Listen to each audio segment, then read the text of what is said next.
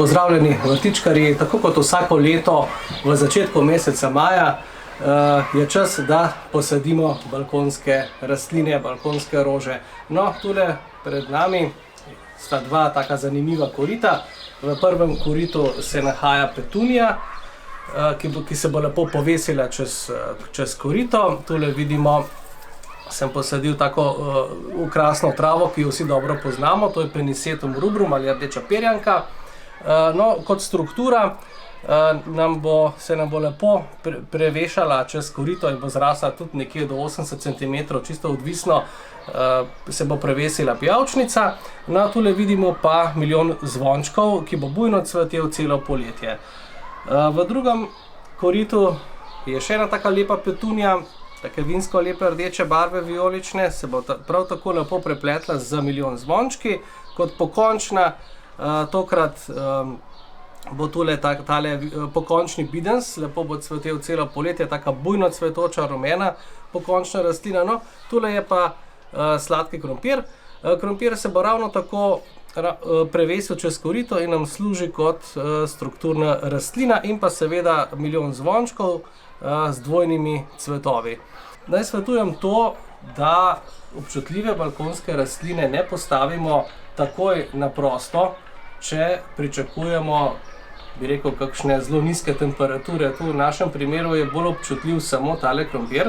V tem primeru, če sadimo občutljive rastline, vseeno malo spremljajmo vreme in jih zaščitimo oziroma korita pospravimo v zavetje in počakamo, da minejo ledeni možje. Kaj je še potrebno pri balkonskih zasaditvah? Vsekakor izbira dobrih substratov in pa seveda poskrbeti je treba dobro, da poskrbimo za zadrževanje vlage v zemlji. Zato uporabimo zelene kocke, v našem primeru smo uporabili Urbanscape zelene kocke. Iz izkušenj vam lahko povem, da je res zalivanja manj, da se več vode zadrži v zemlji, rast je boljša, bolj bujna, več zelene mase, boljše cvetenje. Seveda boljše cvetenje pospešujemo tudi z rednim dognojevanjem, s tekočimi gnojili in pa že v štartu dodamo dolgoročno ozmo kot gnojilo. Z zelenimi kockami boste dosegli bistveno boljše rezultate kot brez, tudi v primeru, ko so korita brez vodne rezerve. Tako boste lahko brez problema šli za vikend kam in ko se boste vrnili v hudi vročini, tudi rastline ne bodo posušene, temveč bodo zdržale tudi kakšen dan, bi rekel, brez tistega intenzivnega zalivanja. To prakticiramo že dlje časa in izkušnje so pokazale kar lepe rezultate, tako da v bistvu priporočam uporabo teh zelenih kock, se boste na ta način imeli bistveno manj dela, zalivanja bo manj, rastline bodo pa lepše uspevale, seveda lepše raste in tudi bolj bujno cvetele.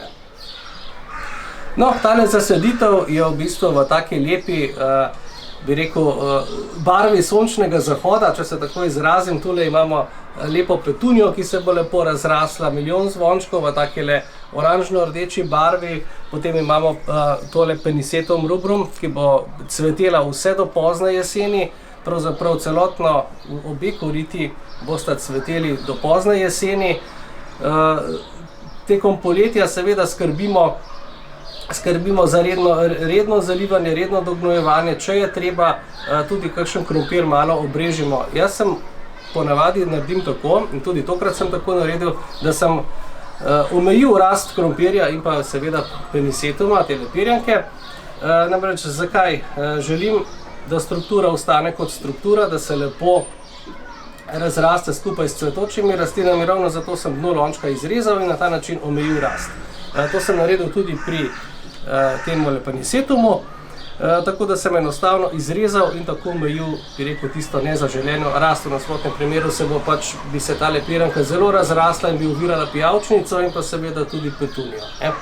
Pri milijon zvončkih je le treba paziti, ker so zelo radi ušivi in to zelo hitro, tako da od samega začetka je treba spremljati, ali se bodo kje pojavile listne uši in seveda takoj ukrepati, da se ne bodo listne uši potem še na kakšno pijavčnico raznesle.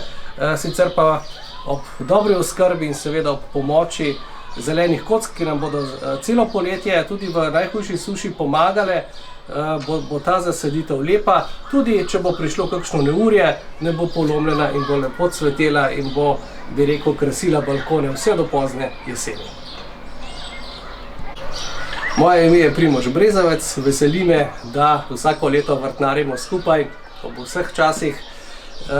Če so vam nasveti na Zelenem svetu všeč, vas vabimo, da nas obiščete na spletnem portalu Zeleni svet, nas spremljate na socialnih omrežjih, kot je YouTube, Facebook in pa Instagram.